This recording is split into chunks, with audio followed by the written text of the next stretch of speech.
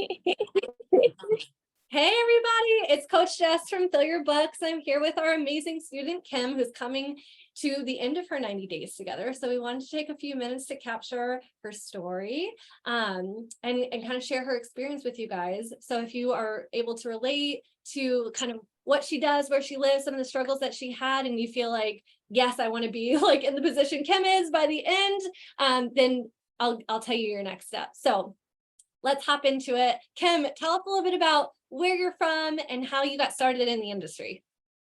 So I'm from San Jose, California, and then I moved to San Diego for the last 6.5 years. And then I just moved to New York City 4 months ago.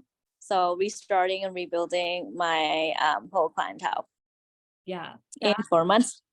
4 months. So, and you came to us like right after you moved, right? In March. In March. And so we're at the end of June now, just for everybody who's watching. So what made you want to come into Fill Your Books? Like, was it just the move? Like, what were some of the things that you were struggling with? I think I was struggling with breaking into the New York market and just like figuring out where do I stand in New York City as far as being a hairstylist. And I also was struggling from like some personal stuff too, but I was just heavily focused on like, okay, where do I look to find the clientele that's for me? And I think as I was like looking for like things on Instagram, I think Jenna just popped up. And then I watched some of the testimonials there and I was like, you know what, I'm interested. And I haven't been mentored in such a long time. So I was like, it doesn't hurt to get mentored at all. So I kind of like invested in myself and it was a great investment. Amazing. So when you came in, I know you, like you said, you hadn't had some coaching or mentorship in a while. What were you hoping to get out of this program when you had that conversation with Joe? Like, what was like your impression and expectation?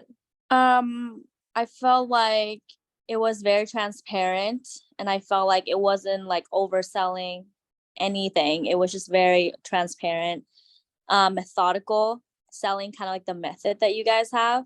It wasn't like over promising anything. So like for me, I think I came in with like the mentality of wanting to evolve as a hairstylist in a new market. And then also the obvious reason is to, make money because you can't really make money, cannot not make any money and live in New York. So no, 100%. And so for everybody who's watching, like the thing that I know about Kim is that she is such an upholder. And that's been like a blessing curse for you because you started in a commission salon, right? Yeah. Or was it booth renting?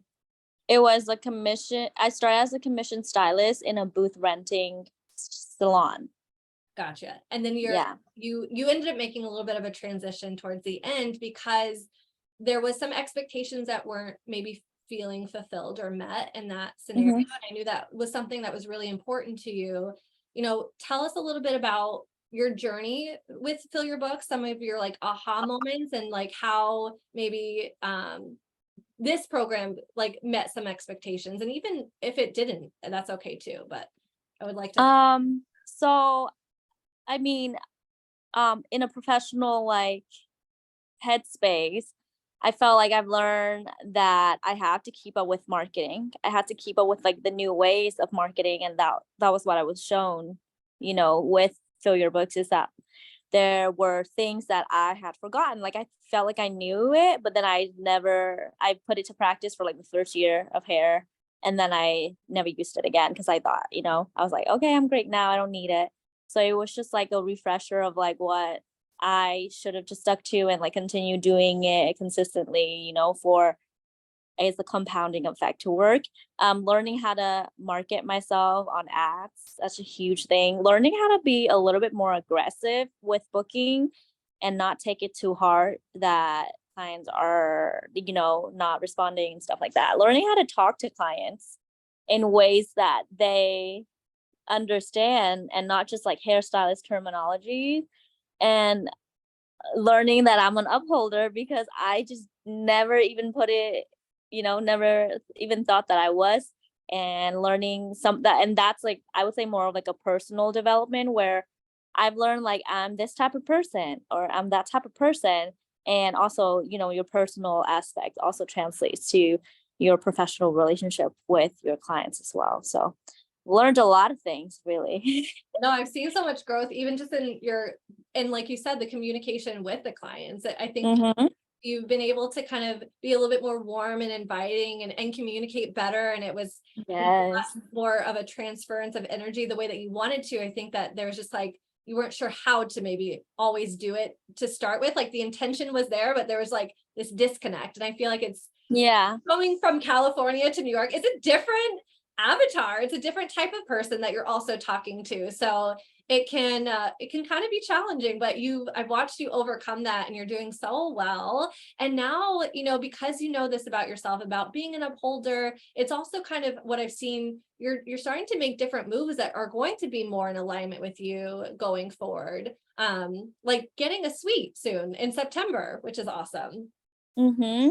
Do you feel Um, that is something that I never thought that I could do that early on. Just because, like I said, I came to New York thinking like, oh, I have to be a commission stylist to start gaining clientele. And then I found Fill Your Books and I realized that I can literally just seek out my own potential clients. And so I didn't think I was gonna even get a suite this year, let alone, in September. So I'm really happy with that. And that? I'm also opening it up with like a friend that I met from like working in this salon. So it was good. That's awesome. I know Feel I'm more. excited for you. What have some of your like results been from some of the methods that you've been learning through us? I know because you had to start from zero when you came in. So what's like the increase in things that you've kind of seen within your business so far that's made you feel like confident enough to move into a suite? So organic marketing, which is reaching out to a niche market that you would like to do. Um, the kind of like offerings of like the 1, 2, 3 like bundle offering. I don't remember the name, but it's just like you offer them something that's enticing and it's kind of like a bait and switch. When they come in, they might want a bigger service or stuff like that.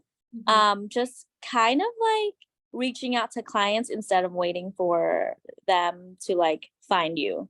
Yeah. Because all that matters is that you have somebody in your chair and you're doing something and that spreads the word out for like their friends or their coworkers. Yeah. So when we think back on your journey, like, did you have one big aha, one big takeaway that you're like, I'm taking this with me? Has your perspective changed at all with anything? Oh, everything. Literally every call that we've had, I've had one aha moment. Every time we get off a call, I talk to my roommate immediately and I'm like, "Oh my gosh, dude, this is what I've learned that how I've been reacting or what I should do." Literally cuz my roommate's been like listening to our calls here every time like we're doing it in our living room. And the things that I tell you that I had already confided in her first, and my reaction from telling her versus after your call, and then like how I feel like I should go about the situation is two completely different Kim. Like I would like come back home hot and heavy, telling her like this is what happened, blah, blah, blah. And then after my call with you, I'm like, okay, this is what I should do. Honestly, there's too many things to even pinpoint. But one thing would probably be that talk with the salon owner and how I should be talking to him. And our last call would be how I should bring my pricings up to clients where they would understand like this, it's worth this much because of this and because of this. Yeah. And also not to take it personally if they feel like they can't be within my budget. Yeah. No, Mhm.